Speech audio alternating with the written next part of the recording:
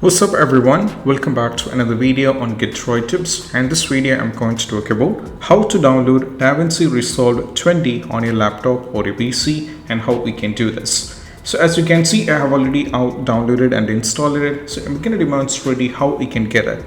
So the first one is all about just open your Google Chrome and you can just go over here, search for the DaVinci Resolve here. On a Google Chrome, you have to search here for the DaVinci. And as you can see, I have recently searched for both DaVinci Resolve. Over here, you have to search for the DaVinci Resolve 20 and go over here.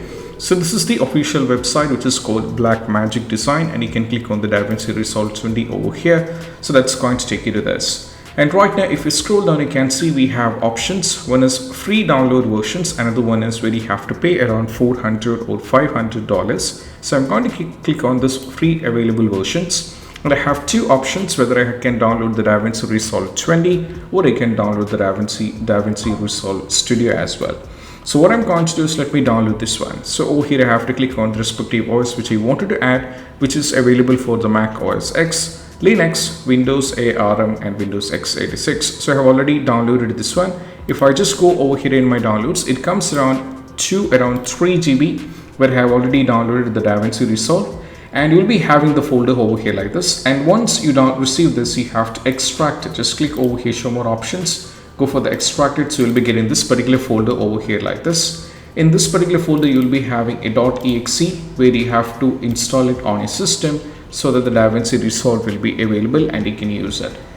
So the installing the process is quite simple as it is. It's not a big deal. It's just simple where you can just use the normal way of how we install the apps and softwares on a Windows. Just add or run the .exe, so it asks you for the local way or how we can install it and you can use it.